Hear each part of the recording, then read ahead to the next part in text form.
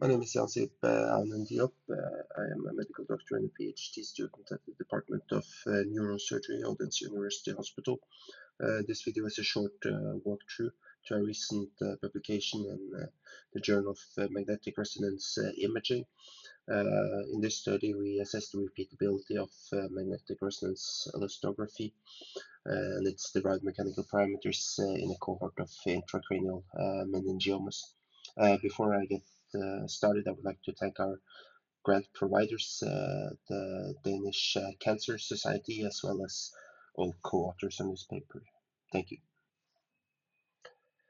So meningiomas are quite common intracranial tumors with a prevalence about 50 to 70 per 100,000.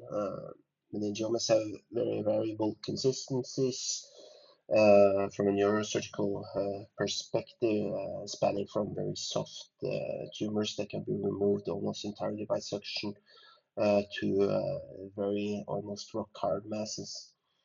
Now, variations in consistencies may affect the surgical strategy and outcome.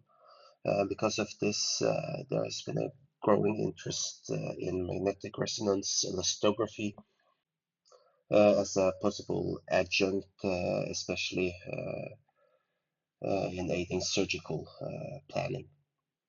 Now, several studies have shown that MRE-derived parameters such as the storage modulus indicated by the red arrow in the vector diagram and the complex modulus indicated by the green arrow are informative in predicting the perioperative consistency of meningiomas. However, up until now, no one has actually assessed the repeatability of MRE in this specific cohort of patients.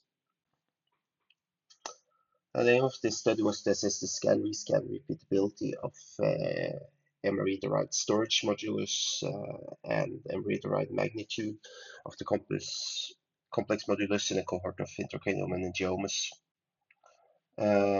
Secondly, we want to assess the impact of several factors, including tumor location and volume on repeatability. Additionally, we wanted to assess whether the ranking of samples was consistent on scan-rescan. So we extracted the coefficient of variation calculated on scan-rescan for the meningioma region of interest.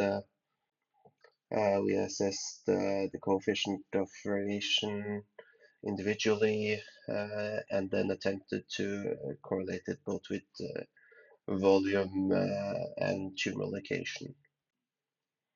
So we ended up with obtaining 17 paired scans from 16 patients. Scan-rescan coefficient of variation was 14.89% for the storage modulus and 13.88% for the magnitude of the complex modulus. There is no significant difference between the two. Notably, tumor volume was inversely correlated with the coefficient of variation. The location metric, which was the distance from the external occipital protuberance to the tumor centroid, had no effect on the coefficient of variation. And there was no systematic variation on the ranking of samples on scan-rescan for either parameter. When assessing the outliers in the blind outcome plots, the tumors were generally small tumors, illustrated by the left column in the image matrix. Here you can see a small olfactory meningioma after erosion of tumor edges, as well as deletion of non-positive values from the elastograms. Very few voxels actually remained in the region of interest. The volume-related effect was significant for both the storage modulus and the magnitude of the complex modulus. Now, the clear inverse relationship suggests that caution is warranted when using MRE to assess small tumors. Now, these regression models can be used by future researchers to pick appropriate volume thresholds for sample inclusion. Although there was some variability in ranking on scan-rescan for both the storage modulus and the complex, or the magnitude of the complex modulus, there was no significant difference in the order. Rank changes were generally small, where most had a shift of 1 to 2 positions within the ranks. And this is, of course, essential if MRE is to be applied in a clinical setting to predict ordinal stiffness categories. So to sum up, our results indicate that MRE shows reliable estimates in meningiomas. Larger tumor yields more repeatable measurements, and tumor location does not seem to have an immediate impact on the repeatability of the measurements. Ranking largely remained stable on scan-rescan. So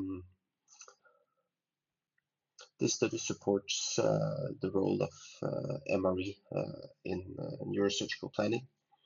We believe that the storage modulus and the magnitude of the complex modulus can be used interchangeably, and the predictive value in this study-specific setting should guide the choice of parameter. Volumes have important implications for repeatability. So before inclusion, it is crucial to consider a minimum volume threshold. Future studies should continue to explore clinical correlations and an assessment of preload effects and how they might affect the measured values is also warranted. Thank you for your attention. Please read the full article for additional details and feel free to reach out.